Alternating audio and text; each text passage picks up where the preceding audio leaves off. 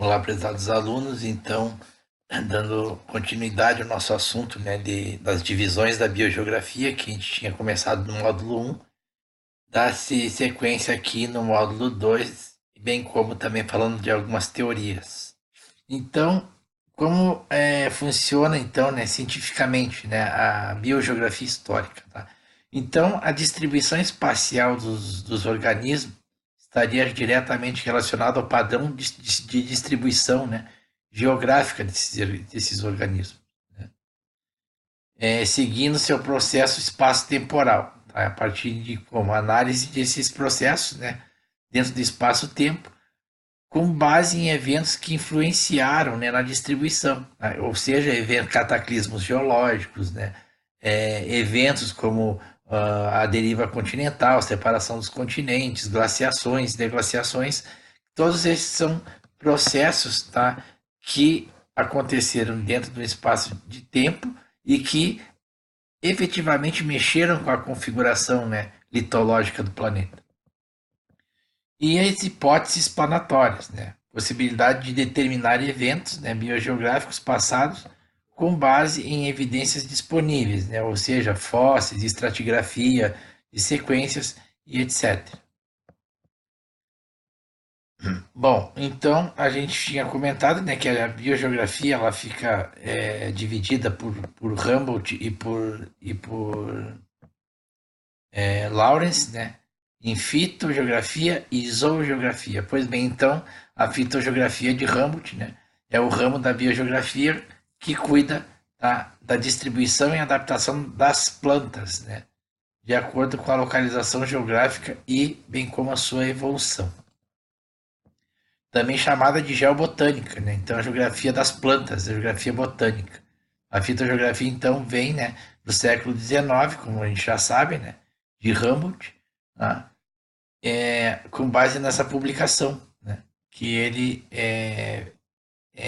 elaborou em 1805, Ensaios sobre a Geografia das Plantas, e era encarado, então, do ponto de vista essencialmente botânico, sendo até então dada pouca importância à localização geográfica, né, na configuração e distribuição, tá, das vegetações. Tá? Aqui a gente tem um mapa, né, que foi construído entre 1799 e 1804, com base na viagem, né, de Humboldt, América do Sul.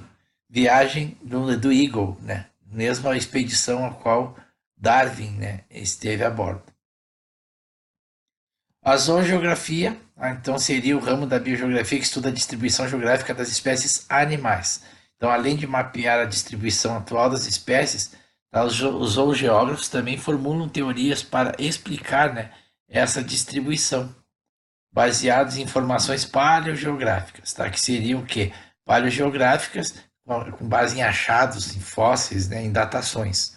Aí um dos primeiros pioneiros, né, nos estudos foi o Wallace, né, que em 1860 tratou das distribuições dos animais na Malásia e na Austrália. Tá? E teve sua publicação em 1875, A Distribuição Geográfica dos Animais. Então, a divisão do globo em regiões faunísticas também vem de Wallace, né? E com pequenas alterações e ampliações, né, que ainda são aceitas na atualidade. Tá? Então, outros feitos de Wallace, né? Então, em 1847, ele esteve na Amazônia, a fim de coletar, né, amostras de animais e plantas e tentar entender a ocorrência, né, e a evolução desses seres vivos naquele local. Voltou à Inglaterra em 1852 e depois partiu para a Indonésia. Então, notem que o Wallace era um viajante, assim, era um pesquisador nato. Ele viajou muito, tá? É, ele escreveu cerca de 700 artigos, 22 livros. Então, o cara, ele consagrou sua vida à pesquisa, tá? À ciência. Contribuiu fortemente aí para a divulgação da teoria da seleção natural também. E aqui a gente tem um mapa, tá? Do arquipélago Malaio mostrando as viagens de Wallace. Ele fez várias viagens que estão descritas em linhas aqui nesse mapa antigo. E depois a gente vai ter Leon Crosat, né? Pai da biogeografia vicariante, tá? O italiano, Mas o que é vicariante? Gente, então, vamos lá, vamos seguir, tá? Vicariante, então, seria um mecanismo evolutivo no qual ocorre uma fragmentação de uma área biótica, que separa populações, né, de determinadas espécies. Então, mecanismo da evolução que pode ocorrer na a fragmentação. Tá? Uma área pode ser fragmentada e pode acabar separando determinadas populações, né? E espécies, né? Não somente uma espécie unicamente, mas espécies que podem estar envolvidas numa mesma população. E a gente vai estar vendo isso sequencialmente sobre esses conceitos ecológicos. Tá? Tá? Então, Crosar, um botânico e biogeógrafo, né, italiano, se radicou na Venezuela, tá, e viveu a vida inteira, né? Depois que veio para a Venezuela, ali ficou essa sua vida. Cunhou as bases, então, para o que nós entendemos hoje como biogeografia vicariante. E ele quis provar, né, a história geológica, que a história geológica poderia ajudar na compreensão da história dos organismos vivos. E assim como a história também pode nos ajudar a entender a, o, né, o desenvolvimento da Terra, né, a trajetória, digamos assim. Então, antes mesmo do conhecimento da deriva continental e da tectônica de placas, né, porque isso é uma coisa bem recente. Então, Crozat já havia dado mostras, né, de seus estudos aí no padrão de distribuição das plantas, né, que os continentes se movimentavam. Então, antes mesmo de a teoria da tectônica de placas vir à luz, né, já se falava em tempo que o Alfred Wegener ainda era desacreditado, mas ele vem, né, trazer à luz antes mesmo de ela ganhar credibilidade, essa teoria. Então, o Crozat já vem, digamos assim, encontrando evidências, né, de que a teoria da tectônica de placas realmente procedia.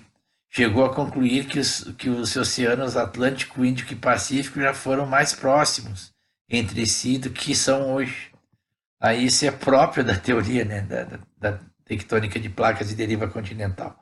Então, a partir desses preceitos de Crozat surge o pensamento vicariante, que é contraposto diretamente ao pensamento dispersalista, tá? Que então era até então na época era o paradigma dominante, né?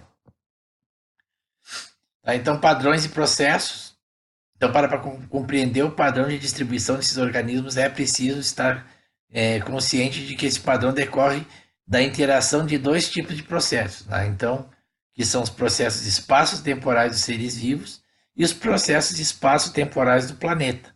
Tá? Então, bióticos e abióticos. Tá? São processos que ocorrem diversamente, tá, no espaço ao longo do tempo.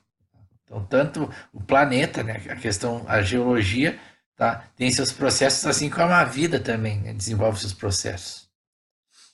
Tá? E os processos espaço-temporais de seres vivos, tá, basicamente seriam de três tipos. A extinção, tá, quando eles deixam de existir por algum motivo.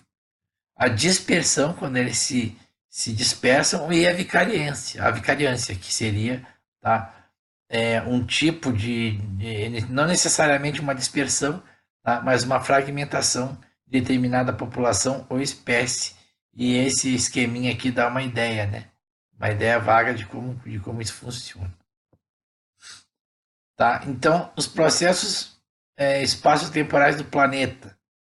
A gente tem um desenho muito sugestivo aqui, bem inteligível. Né? Quem não viu geologia ainda vai ver depois, mas tem noção do que é a questão da separação dos continentes. Né? Então a gente tem aqui no primeiro momento o espaço, tá? Ó, espaço é x e y, plano cartesiano aqui embaixo. Né? X e y, a latitude e longitude. E o tempo. Então lá atrás, no Arqueano, né, Gondwana, um pouco depois, talvez, do Proterozoico. Depois a gente vem aqui, ó, no Cretáceo, começa a separação dos continentes, e aqui nos tempos atuais. Então há vários tipos de processos espaço-temporais. Tá? E nesse caso aqui a gente pode citar a tectônica de placas, tá? E as oscilações do nível do mar, os ciclos glaciais. Tá? Então essa nossa figura aqui ajuda bem a compreender que durante um espaço de tempo tá? As massas continentais elas se movimentaram, tá? E evidenciando assim um processo espaço-temporal do planeta. Bueno, então, continuando, a gente tem, para finalizar essa parte, a biogeografia insular, tá? Ou biogeografia de ilhas, que é uma teoria, né, proposta na década de 60, no ano de 1967, que foi estudada por 4 anos, de 63 a 67, pelos ecólogos MacArthur e Wilson, tá? A fim de explicar, né, a biodiversidade de espécies em determinadas ilhas. Só que eles atiraram na estrela e acertaram na constelação, né? Porque atualmente essa teoria é tão bem aceita que ela não se aplica somente a ilhas, tá? Oceânicas ou ilhas fluviais, mas também a qualquer tipo de habitat que esteja isolado, né? Por um ambiente inadequado às espécies presentes, ou seja, essa ilha, entre aspas, tá? Que pode se equivaler a um exemplo de um lago isolado por uma grande porção de terra, picos de montanhas isoladas, planícies, né, fragmentos de florestas isolados por áreas desmatadas, né, clareiras, florestas isoladas por determinados tipos de árvores e etc. Então, quando o MacArthur e o Wilson eles postulam essa teoria da biogeografia de ilhas, eles acabam aí abrindo, né, uma grande luz para que se também no contexto intrínseco de ilha, as demais ilhas invisíveis, inclusive tem um pequeno documentário que já está postado aqui, que vocês precisam assistir, vocês vão compreender perfeitamente que seriam as chamadas ilhas invisíveis, tá, da biodiversidade. Tá, gente? Muito interessante essa questão e vocês podem também buscar em outras fontes, tá? E aqui a gente vai ter na sequência, tá? Um pequeno documentário falando sobre isso. Então essa teoria propõe basicamente que a riqueza das espécies, tá, em uma ilha é mantida em equilíbrio, tá, com base no balanço entre migrações e extinções, tá, com espécies continuamente sendo substituídas e que por sua vez dependem de dois fatores: o tamanho da ilha e o grau de isolamento da ilha, tá? Então a teoria da biogeografia de ilhas pode ser ilustrada como tem esse gráfico aqui, tá? Então pensem o seguinte: uma ilha grande, tá, ela pode abrigar maior biodiversidade que uma ilha pequena. Só que também tem o aspecto dela estar próxima ao continente ou distante do continente. Então vai ter aqui relações: ilha grande próxima ao continente, ilha grande distante do continente, ilha pequena próxima ao continente e ilha grande distante do continente. E em ambas esses casos existe, tá, a questão da extinção, tá, e da imigração, tá, que se apresentam nessas duas linhas aqui.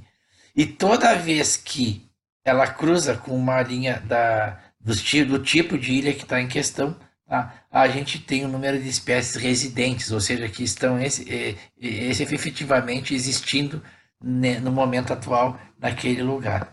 Tá, gente? Bastante procedente e teve muita credibilidade e explica muita coisa, tá? Então, deixo aqui para finalizar os nomes de alguns biogeógrafos notáveis do século XIX e XX, tá? E, na sequência, assistam um pequeno documentário que vai clarear bastante o entendimento de vocês, tá? Um forte abraço a todos.